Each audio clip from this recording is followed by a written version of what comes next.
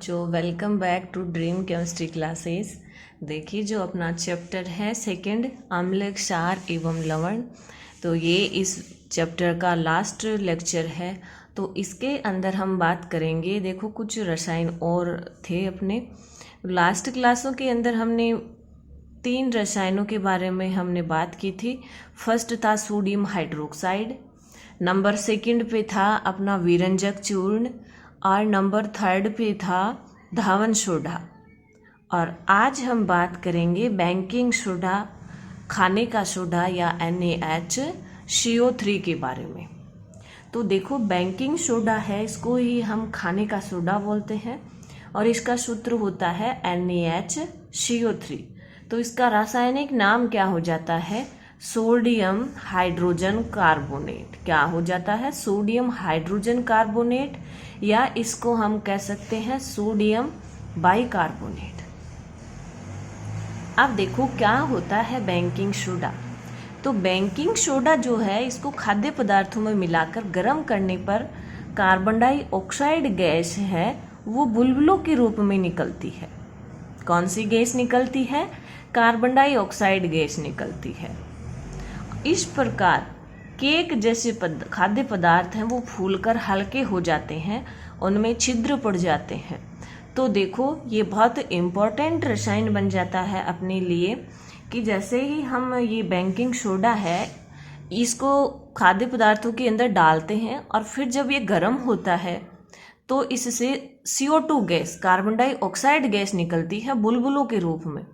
और ये गैस निकलने की वजह से ये जो अपने खाद्य पदार्थ हैं वो क्या हो जाते हैं? फूल जाते हैं और हल्के हो जाते हैं और उनके अंदर छिद्र पड़ जाते हैं। और इस तरह से ये जो बेकिंग सोडा है इसका उपयोग बहुत इम्पोर्टेंट बन जाता है। फिर देखो इसका निर्माण हम कैसे करते हैं। तो देखो सोडियम क्लोराइड का उपयोग करके हम बेकिंग सोडा बनाते हैं। तो देखो सोडियम क्लोराइड का क्या सूत्र है? NaCl। NaCl को क्या कहते हैं? Sodium chloride plus H2O plus CO2 plus NH3 gives NH4Cl और NaHCO3। तो देखो हम इनके नाम लिखते हैं। ये है सोडियम क्लोराइड जो कि एक सॉल्ट है, साधारण नमक भी हम इसे कहते हैं। ये है जल, ये कार्बन डाइऑक्साइड गैस है, इसका नाम भी हम बहुत बार लिख चुके हैं। ये एक नई गैस आई है, इसे हम कहते हैं अमोनिया। और बन क्या रहा है? NH4Cl।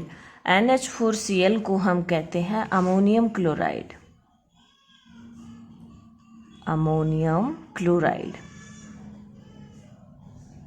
और NaHCO3 बेकिंग सोडा कह दो, खाने का सोडा कह दो, या सोडियम बाइकार्बोनेट कह दो, या सोडियम हाइड्रोजन कार्बोनेट,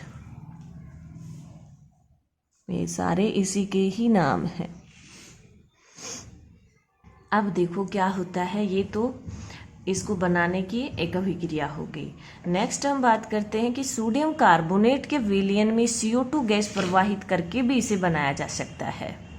एक अभिक्रिया तो ये हो गई इसे बनाने की, और हम इसको सोडियम जो कार्बोनेट विलयन है उसके अंदर CO2 गैस प्रवाहित करके भी बनाया जा सकता है इसको।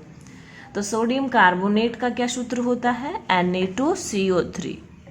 सोडियम कार्बोनेट, उसके विलयन के अंदर, विलयन हम बना रहे हैं, इसका मतलब जल भी हमारे काम में आ रहा है, और साथ में कौन सी गैस प्रवाहित कर रहे हैं? Carbon dioxide gas. तो भी हमें क्या मिलेगा? सोडियम हाइड्रोजन कार्बोनेट मिलेगा। बेकिंग सोडा हमें मिल जाएगा। अब देखिए इसके कुछ गुण हैं। तो क्या होता है बेकिंग सोडा, आप उसको कैसे पहचानोगे? तो देखो ये श्वेत क्रिस्टलीय ठोस होता है। कैसा? सफ़ेद होता है और क्रिस्टलीय ठोस होता है। जल में अल्प विलेय है। जल में इसका विलयन कैसा होता है? क्षारीय होता है। इसे गर्म करने पर कार्बन डाइऑक्साइड गैस निकलती है। जब भी बेकिंग सोडा को हम मिला के खाने में या खाद्य पदार्थों के अंदर, तो क्या होता है, CO2 गैस निकलती है। और इस CO2 गैस को निकलने की वजह से क्या होता है, अपना जो केक है या कुछ और जो खाद्य पदार्थ हैं वो क्या हो जाते हैं, सॉफ्ट और मतलब हल्के में फील होते हैं, फूल जाते हैं। तो गर्म करने पे कौन सी गैस निकलती है, ये अपने आप में एक इम्पोर्टेंट लाइन बन जाती है कि जब हम खाने के सोडे को गर्म करते हैं तो कौन सी अभिक्रिया होती है। तो ये अभिक्रिया इस तरह से होती है, देखिए ये अपना बेकिंग सोडा है, सोडियम बाइकार्बोनेट भी आप इसे कह दो, सोडियम बाइकार्बोनेट। जब इसको गर्म किया जाता है तो क्या होता है, सोडियम कार्बोनेट बनता है और साथ में CO2 गैस निकल जाती है, सोडियम कार्बोनेट और ये CO2 गैस और साथ में जल बन रहा है। इस तरह से ये अभिक्रिया होती है जब खाद्य पदार्थों में हम इसको मिलाकर उसको गर्म करते हैं तब। अब हम बात करेंगे कि इसके उपयोग क्या क्या होते हैं। तो देखो जो बेकिंग सोडा है इसके उपयोग इस तरह से हैं। सोडा वाटर तथा सोडा युक्त शीतल पेय बनाने में इसका उपयोग होता है। पेट की अम्लीयता को दूर करने में एंटासिड्स के रूप में भी इसका उपयोग होता है। एंटासिड का हमने पहले भी देखा था, क्या होते हैं एंटासिड से, जब हमें एसिडिटी होती है, जब अपना स्टोमक अधिक मात्रा में HCl प्रोड्यूस करता है तो उस कंडीशन को हम एसिडिटी कहते हैं। और इसके उपचार के लिए हमने देखा था एक कुछ और रसायन था, magnesium hydroxide, milk of magnesia का हम यूज करते हैं। तो उसी तरह इस जो अपना बेकिंग सोडा है इसका यूज भी हम एंटासिड्स के रूप में कर सकते हैं। नेक्स्ट इसका यूज है अग्निशामक यंत्रों में इसका उपयोग होता है। अग्निशामक यंत्रों में भी किसका यूज होता है, बेकिंग सोडा का यूज होता है। और प्रयोगशाला में अभिकर्मक के रूप में भी इसका उपयोग किया जाता है। खाद्य पदार्थों में बेकिंग पाउडर बनाने में उसका उपयोग होता है। देखो बेकिंग पाउडर क्या होता है, तो जो बेकिंग पाउडर है वो बेकिंग सोडा प्लस टार्टरिक अम्ल, या हम कोई भी जैसे अम्ल ले सकते हैं, ज़रूरी नहीं है सिर्फ टार्टरिक अम्ल ही लें। तो बेकिंग सोडा इसकी जगह हम H+ भी लिख सकते हैं। तो जनरली हम बात करते हैं इसके अंदर टार्टरिक अम्ल की ही। तो देखो बेकिंग सोडा प्लस टार्टरिक अम्ल का जो मिक्सचर है उसको हम क्या कहेंगे, बेकिंग पाउडर कहते हैं। क्या कहते हैं, बेकिंग पाउडर कहते हैं। और इसका यूज क्या होता है हमारे लिए बेकिंग पाउडर का, ब्रेड और जो केक है उसको सॉफ्ट और स्पंजी बनाने में बेकिंग पाउडर का यूज होता है, जो कि बहुत इम्पोर्टेंट है कि किस वजह से ब्रेड और केक हैं वो सॉफ्ट और स्पंजी होते हैं। तो किस वजह से होते हैं, बेकिंग पाउडर की वजह से होते हैं। अपना लास्ट रसायन जो है वो है प्लास्टर ऑफ पेरिस। और प्लास्टर ऑफ पेरिस को ही हम क्या कहते हैं, POP। प्लास्टर से P, ऑफ प्लास्टर ऑफ से O और पेरिस से फिर से P। तो क्या नाम हो गया इसका शॉर्ट में, POP। या इसका रासायनिक सूत्र क्या हो सकता है, CaSO4 इंटू 1/2 H2O, या इसको आप हाफ H2O बोल सकते हो। और इसका रासायनिक नाम क्या होता है, कैल्शियम सल्फेट का अर्ध हाइड्रेट। किसका, कैल्शियम सल्फेट। CaSO4 को क्या कहते हैं, कैल्शियम सल्फेट।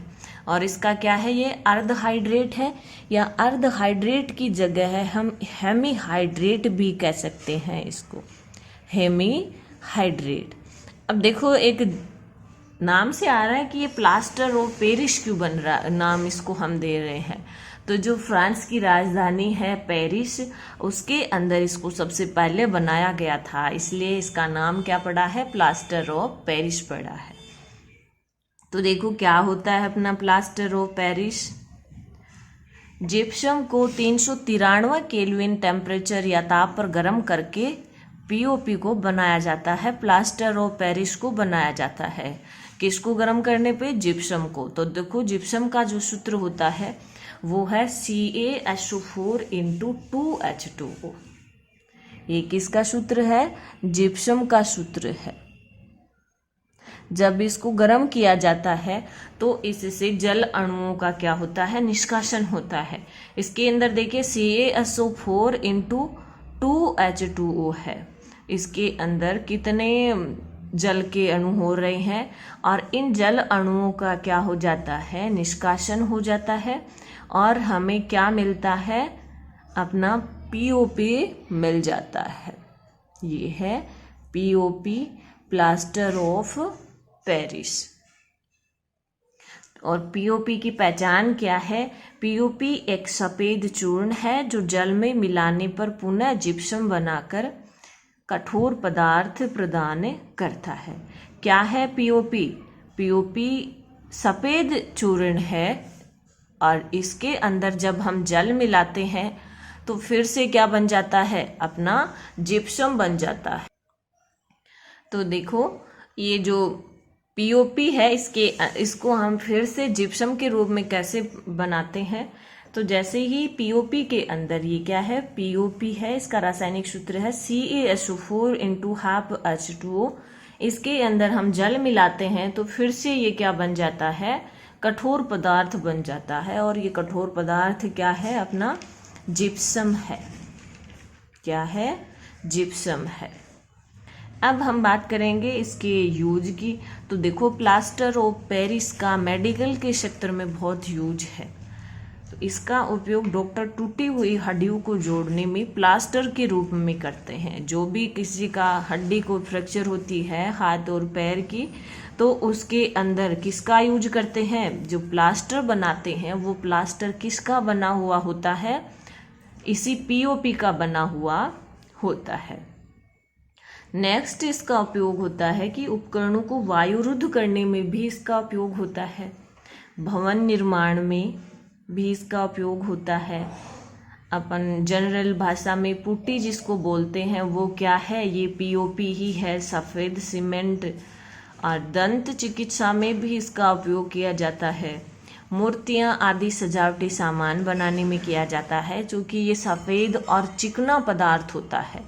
इस वजह से इसका उपयोग सजावटी सामान और मूर्तियाँ बनाने में भी किया जाता है। इस तरह से अपना जो सेकंड चैप्टर है वो कंप्लीट होता है। आप इसके वीडियोज़ को देखिए जो कि आपको ड्रीम केमिस्ट्री क्लासेज पे अवेलेबल हो जाएंगे। और अपने ये वीडियो अगर पसंद आपको आते हैं तो आप इनको लाइक और शेयर करें। और जो अपना चैनल है ड्रीम केमिस्ट्री क्लासेज उसको सब्सक्राइब करें ताकि लेटेस्ट वीडियो के नोटिफिकेशन आप तक पहुंच सके। Thank you.